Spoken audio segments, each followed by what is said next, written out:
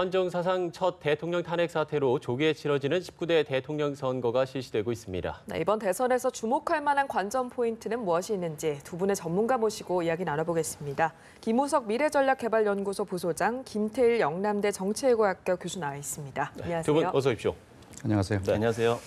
이번 19대 대통령 선거, 통상적인 선거보다 선거 운동 기간이 짧았지만 네.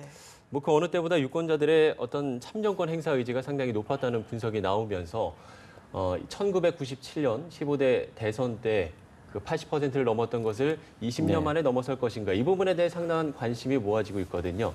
일단 두 분 좀 어떻게 전망을 하시는지, 먼저 소장님부터 말씀을 좀 해주시죠. 일단 의미는 사실 그 87년 체제에 대해서 정리를 좀 한번 하고 가야 한다, 그런 게 있고, 박정희 그 전 대통령의 그 체제를 다시 한번 바꿀 박근혜 전 대통령의 어떻게 보면은 그 불명예스러운 퇴진을 보면서 한번 우리 사회가 다시 돌아봐야 하는 시기가 아닌가라고 하는 반성에서부터 시작한 대선 아니겠습니까? 그런 면에서 굉장히 의미가 있는데, 사실 투표율 자체는 그런 의미를 담아가지고 굉장히 높을 것이라고 예상이 돼요. 그런데 대안으로 보면은 꼭 그렇게만 가는 건 아닌 것 같다라는 생각이 드는 거죠. 그래서 기대는 컸으되 전망은 밝지 않은 그런 대선이 될 가능성이 크고, 투표율도 지금 사전 투표율을 보면은 80%를 넘을 거다라고 하는 예상하는 분들이 있지만, 또 일부에서는 그렇게까지 가기는 지금 현실적으로 투표를 하고자 하는 대안에 대한 유인, 이런 부분들이 많이 떨어지는 거 아니냐, 이런 얘기도 있는 것 같아요. 그래서 오늘 결국 8시에 끝나봐야지 이 분위기를 알 수가 있을 것 같고요. 이게 결국은 지금 깜깜이 선거라고 하는 게 어떤 영향을 끼칠 것이냐. 사실 선거 여론조사를 안 하는 깜깜이 기간도 있었지만, 사실 정책도 없고 이슈도 없고 이런 선거가 과연 국민들한테 얼마나 호소력을 어필을 할 수 있을 것이냐, 이런 부분들에 대해서도 많이 의문을 갖고 있는 게 사실인 것 같습니다. 사실 사전 투표율이 26%가 넘어섰고요. 그러면서 이번에 이 최종 투표율이 80%를 넘어설 것이다. 교수님은 좀 어떻게 보십니까? 저는 80% 넘어선다고 좀 조심스럽지만 전망을 하고 싶습니다. 이번 선거는 촛불혁명의 결과로 실시가 된 대통령 조기 선거지 않습니까?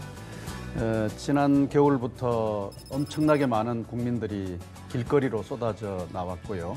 또 그 결과 대통령이 탄핵되는 데까지 이제 한국 정치의 발전이 이루어졌습니다. 이제 이런 열망을 어떻게 새로운 질서로 만들어낼 것이냐 하는 것이 이번 선거가 갖는 의미인 것 같은데, 우리 헌정사에서 크게 한 3번의 어떤 혁명의 물결이 있었습니다. 4.19 혁명이 하나이고, 또 87년 6월 항쟁의 혁명의 물결이 하나였습니다. 이번에는 3번째 민주화의 혁명의 물결이라고 볼 수가 있는데, 첫 번째, 두 번째가 다 미완의 것으로 끝이 났습니다. 4.19 혁명의 결과로 만들어진 제2공화국은 5.16 군사 쿠데타로 실패를 했고요. 또 87년 6월 항쟁의 결과로 만들어진 제6공화국 체제도 절반의 승리라고 할 수밖에 없는 이런 이제 미완의 상태로 끝이 난 셈인데, 이번에는 좀 이것을 분명히 해야 되겠다는 어떤 열망, 간절함, 이런 것들이 국민들 속에 있기 때문에 이번 대통령 선거의 투표율은 상당히 높을 것으로 전망이 되고요.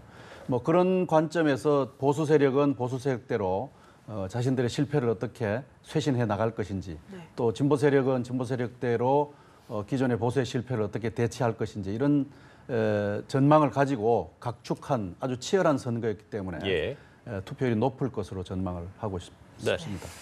자, 이렇게 두 분의 최종 투표율에 대한 두 분의 전망까지 들어봤고요. 아마 시청자 여러분께서도 지금 이 시각 투표율이 어떻게 되는지 궁금하실 텐데, 그럼 여기에서 이 시각 투표율 얼마나 되는지 알아보도록 하겠습니다. 함께 살펴볼까요? 박송희 아나운서 전해주시죠.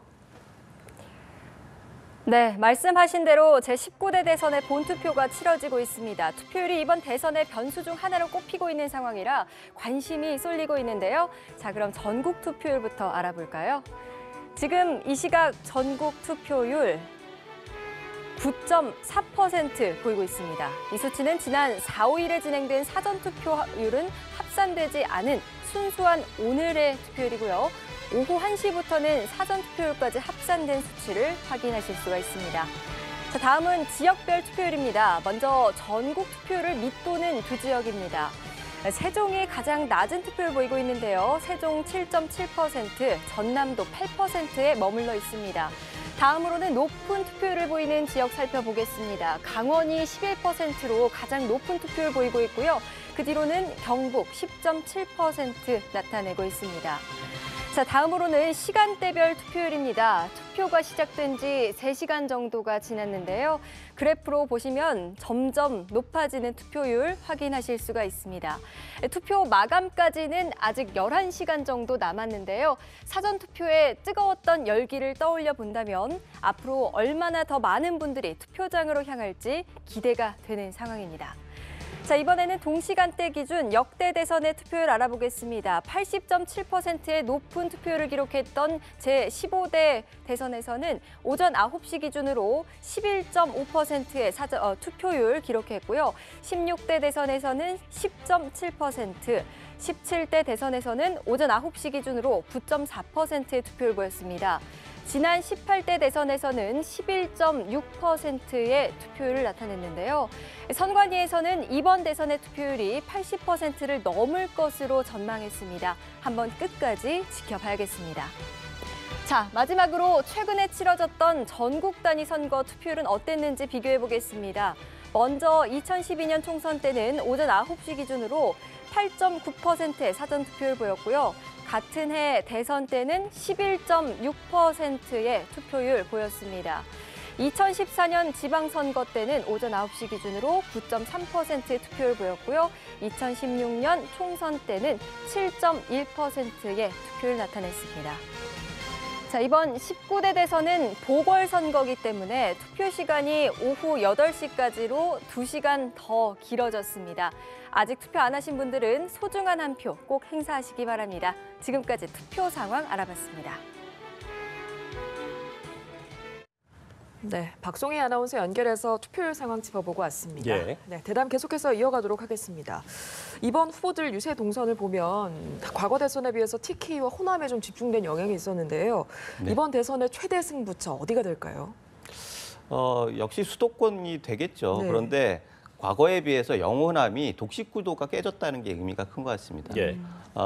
결국은 보수 진영은 영남에서 표를 얼마나 그 득표율을 뽑아내느냐, 그리고 호남에서 어느 정도 선전을 하느냐라고 하는 게 구도였고, 거꾸로 얘기해서 진보 진영도 호남에서 90% 이상을 확보하고 그다음에서 영남에서 일정 정도 선전을 하면서 네. 그것으로 일단 균형을 맞추고 그다음에 충청과 수도권에서 승부를 보는 그런 게임이 됐는데요. 네. 이번에는 영호남이 다 격전지가 된 거죠. 전국이 다 격전지가 되면서 네. 예.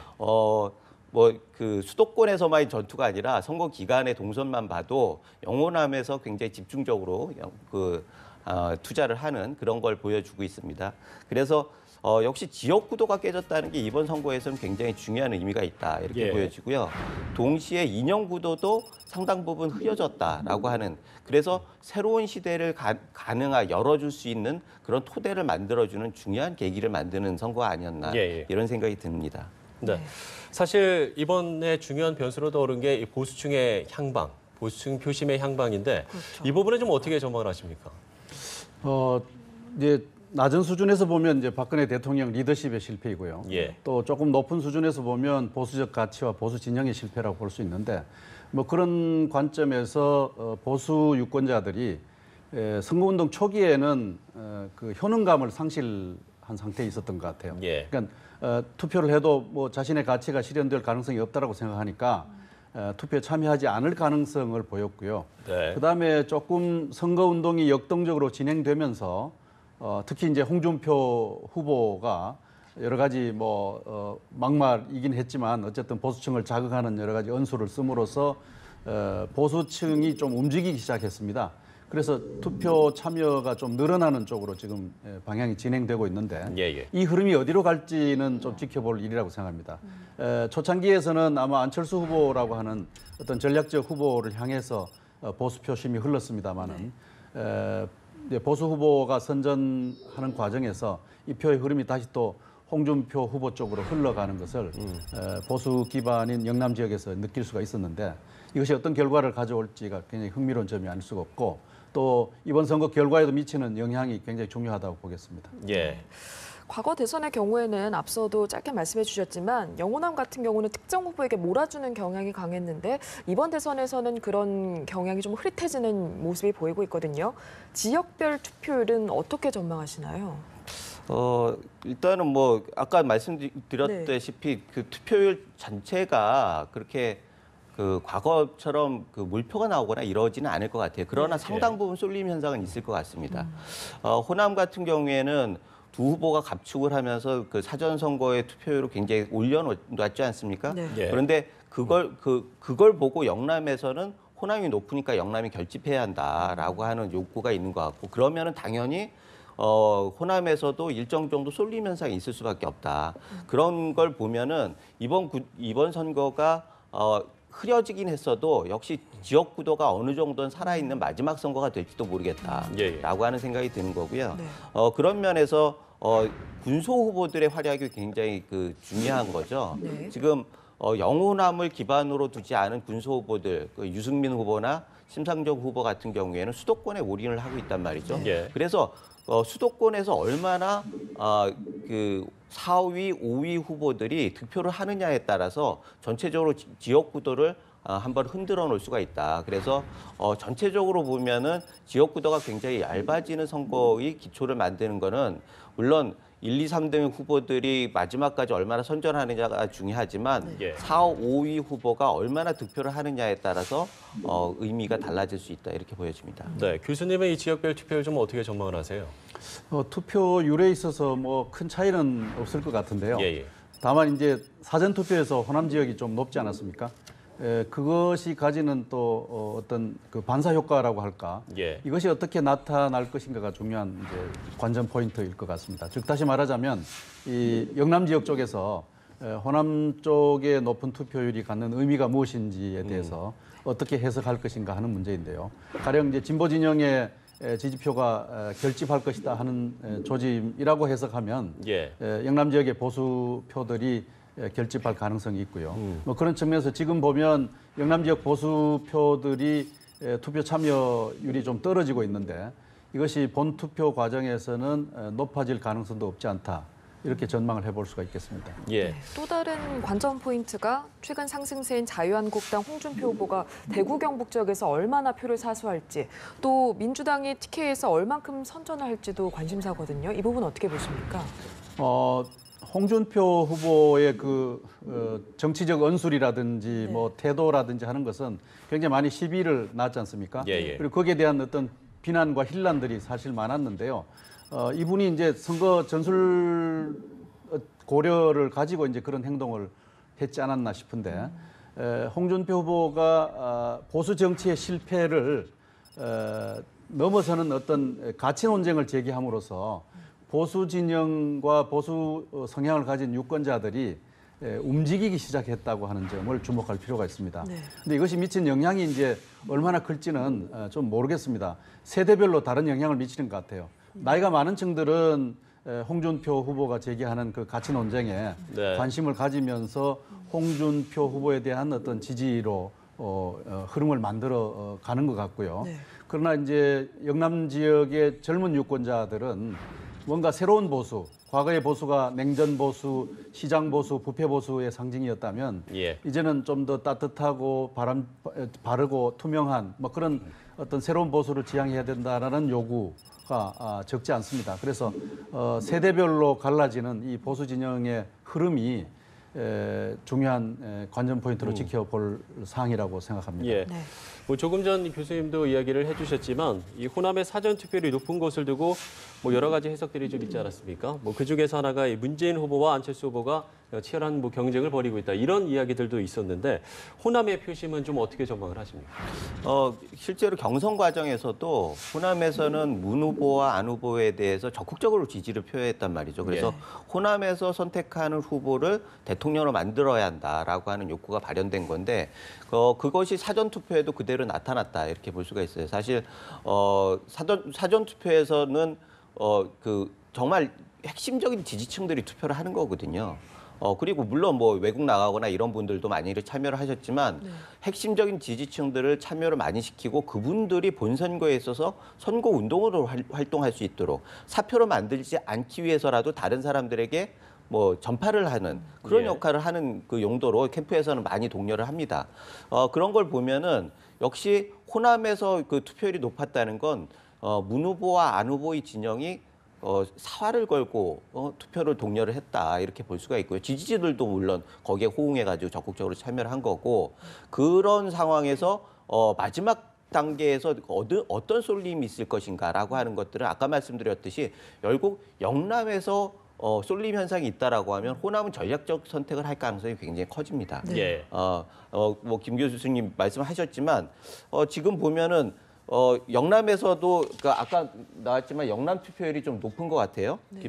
뭐 전체적으로 보면은 그러면 영남에서 어떻게 해석할 것이냐, 호남의 투표율이 높은 것을 어떻게 해석할 것이냐에 따라서 영남의 결집 효과가 큰 거고 영남에서 지금 마지막 여론조사를 보면은 홍준표 후보한테 상당히 쏠림 현상이 좀 있는 것 같아요. 물론 안 후보가 어느 정도 경쟁을 하고 문 후보도 애초에 뭐 1등이었다가 좀 후퇴하는 측면이 있었지만 마지막에 영남이 얼마나 결집하느냐에 따라서 호남의 결집도가 달라질 거다 이런 생각이 들고 호남이 전략적 선택을 할 것이냐 말 것이냐는 결국 호남에서 선택하는 사람을 대통령을 만드는 게 안전하냐 그렇지 않느냐라고 하는데 결국 결정이 될 것 같은데 영남에서 결집이 된다라고 하는 건 호남에선 특정인에게 표를 몰아줘야지 호남에서 선택한 후보가 대통령이 될 거다라고 하는 것들이 가능하기 때문에 아마 마지막 오늘 굉장히 그런 움직임들이 있을 것 같아요. 그래서 마지막에 뭐 약간의 쏠림 현상은 있지 않을까 그런 생각을 해봅니다.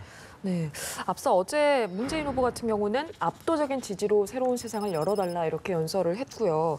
누가 돼도 여소야대인 상황이고 또 다당제로 치러지는 투표라서 과반 득표율이 좀 남다르게 다가오는 것 같습니다.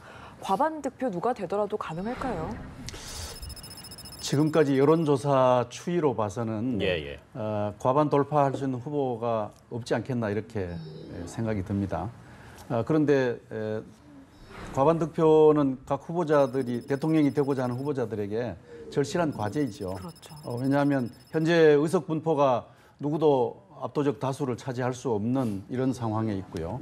또 그런 데다가 국민적 지지조차 이제 과반을 얻지 못하게 되면 국정 운영의 동력을 만들어내기가 쉽지가 않을 것입니다. 뭐 그런 측면에서 대통령 당선 가능성이 있는 후보라 하더라도 과반 득표는 굉장히 절실한 과제일 수밖에 없는데 그러나 5명이 지금 치열하게 각축하고 있는 이 상황에서 누구도 과반을 기대하기가 어려운 상황이 아닌가 싶습니다. 네, 오자구도에서 과반 득표가 좀 힘들 것이다 이렇게 교수님이 전망을 해주셨는데 뭐 소장님도 좀 같은 생각이신가요? 그럴 것 같습니다. 그리고 과반이 그렇게 중요한 것 같지는 않아요. 박근혜 전 대통령도 과반을 득표를 했고 과반 의석을 가지고 있었는데도 불구하고 대통령 본인이 가지고 있는 여러 가지 한계 때문에 그것을 제대로 활용하지 못했단 말이죠. 그래서 지금 국민들은 협치와 통합을 강조를 하는 거예요. 그리고 그래서 국회가 더 중시돼야 한다라고 생각을 하는 거고 그런 면에서 새로운 대통령은 과반을 얘기하기 이전에 국회와의 어떤 협치, 어떤 관계를 할 것이냐가 굉장히 중요한 거고 그런 연장선상에서 당청 관계가 굉장히 중요합니다. 과거에는 대통령이 당을 뭐 지소 같이 뭐 청와대 분소 뭐 이런 여의도 분소 이런 식으로 여의도 사무실 이런 식으로 생각했을지 모르겠어요. 그런데 이번에는 정말 협상 파트너로서 인정을 하고 당을 지렛대로 해가지고 국회를 움직이는 그런 전략이 필요한 거고 대통령도 야당과의 대화에 더욱더 적극적이어야 한다고 생각을 하는 거죠. 그렇게 해야지 국민이 얘기하는 협치와 국민 통합을 위한 미래를 열어갈 수 있다. 이런 면에서 지금은 과반 자체가 그렇게 중요한 건 아닌 것 같습니다. 단 문재인 후보가 과반 얘기를 하는 거는 결국 선거 전략 상황에서 얘기를 할 수 있는 거죠. 지금 1등 후보가 어떻게 될지 아무도 모르는 상황 아니겠습니까? 그런 면에서 충분히 표를 동원해야겠다라고 하는 내부 전략 때문에 과반을 얘기하는 거지 실제로 가능성도 낮고 그것이 효용이 있지도 않다 이렇게 보여집니다. 예. 물론 뭐 기존의 여론조사 결과를 바탕으로 저희가 이야기를 하는 겁니다만 누가 3위를 하느냐 이 부분도 아마 관전 포인트가 아닐까 싶습니다. 홍준표 후보 같은 경우는 3위를 한다면 일단 대선 이후에 당권 장악에서 좀 멀어질 거고 안철수 후보가 3위를 한다면 후보 책임론이 거론이 될 텐데 이 부분에 대한 좀 의견은 좀 어떠십니까? 두 분 다 국회의원이 아니잖아요. 네. 뭐 물론 안철수 후보는 뭐 사표가 수리됐나요 모르겠네요. 두 분 다 국회의원이 아니기 때문에 그리고 당 대표도 아니란 말이죠. 그래서 그 대통령 후보가 당을 전적으로 우선한다, 당 지도부를 우선한다라고 하는 건 딱 대선 시기까지입니다. 그 이후에는 결국은 당 구조가 굉장히 중요한 거다. 당 지도부가 중요한 거지 후보는 직접적으로 거기에서 의사표시를 할 수 있는 공식적인 그런 건 없어지는 거죠. 예. 그런 면에서 지금 홍준표 후보나 안철수 후보나 당권을 바로 대선 후에 당권을 잡겠다라고 하는 것은 사실 좀 무리가 있는 거고 그렇기 때문에 오히려 대통령이 더 절실한 거일지도 모르겠습니다. 그런데 그렇게 되기 때문에 결국 국회의원이 아니라고 하는 신분에서 당 지도부를 어떻게 꾸릴 것인가, 대통령 후보들이 빠진 상황에서 당 지도부를 어떻게 꾸릴 것인가가 굉장히 중요한 거예요. 지금 한국당 같은 경우에는 지도부가 없는 상황이죠. 원내대표가 대표 대행을 하고 있는 상황이기 때문에 대선 끝나고 난 다음에는 바로 어차피 전당대회를 할 수밖에 없어요. 그리고 안철수 후보 같은 경우에도 뭐 본인은 지금 박지원 대표가 대표 지도부를 꾸리고 있기 때문에 거기에 일단은 넘겨주고 본인은 일단 빠져야 하는 상황이죠. 그런 면에서 두 후보가 대선 후보의 재기를 노리고 지금 무엇을 하겠다. 그거는 좀 무리가 있는 거. 물론 이분들이 이번이 마지막이라고 하는 건 아닙니다. 그러나 시간이 좀 걸릴 거다라고 하는 것을 전제로 해서 본다라고 하면은 2, 3위가 그렇게 의미가 있지 않다 이렇게 보여집니다. 과정에서 어떤 인상을 줬고 어떤 리더십을 보여줬느냐가 중요한 거지 2, 3위가 중요한 건 아니다 이렇게 보여집니다. 네, 마지막으로 두 분께 공통으로 짧게 질문을 드리겠는데요. 유승민 후보, 심상정 후보 같은 경우는 TV 토론으로 굉장히 화제를 모으면서 최근에 상승세를 타고 있습니다. 이 두 후보의 성적표는 어떻게 예측하시는지 먼저 소장님부터 짧게 얘기해 주시죠. 굉장히 의미 있는 의미 있는 결과가 나올 것 같아요. 예. 이게 독특한 문화인데 지금 소신 투표라고 하는 게 굉장히 강조되고 있는 게 지난번 같은 경우에는 후보 단일화라고 하는 게 굉장히 강한 압박이었는데 이번에는 그 압박이 없어지면서 소신 투표라고 하는 게 굉장히 의미 있게 다가오는 거죠. 그 다음에 팬덤 문화가 생겼다는 거예요. 4, 5위 후보가 TV 토론에서 선전을 하면서 젊은 보수 그리고 레드 컴플렉스에서 벗어난 진보 정당이라고 하는 가능성들을 보여줬다는 거죠. 그래서 미래 세대에 굉장히 의미가 있다. 그런 면에서는 두 분 다 굉장히 선전을 했다 이렇게 보여집니다. 네, 교수님도 짧게 한 말씀 부탁드리겠습니다. 두 분은 득표율과 상관없이 선거운동 과정에서 아주 특별한 존재감을 만들어냈습니다. 후보 가운데 자기 설명 능력이 가장 뛰어난 두 사람이기도 했고요. 그래서 선거가 끝이 나면 뭐 득표가 어떻든 간에 정치권에서 존재감을 계속 유지해 나갈 것이 아닌가 싶고요. 심상정 후보 같은 경우는 진보정당이 갖는 어떤 새로운 기반과 노선 이런 것에 대한 고민들이 아마 과제로 닥쳐올 것이고 유승민 후보의 경우는 새로운 진보 노선이라고 하는 것이 과연 조직적으로 또 얼마나 설득력 있는 사회적 기반을 형성하느냐 하는 것이 중요한 과제로 다가올 텐데 어쨌든 두 후보 모두 다 선거 이후에도 자기 존재감을 가지고 정치권에서 중요한 역할을 할 것으로 전망합니다. 예, 알겠습니다. 네, 두 분 이야기 여기서 마무리 짓도록 하겠습니다. 오늘 말씀 고맙습니다.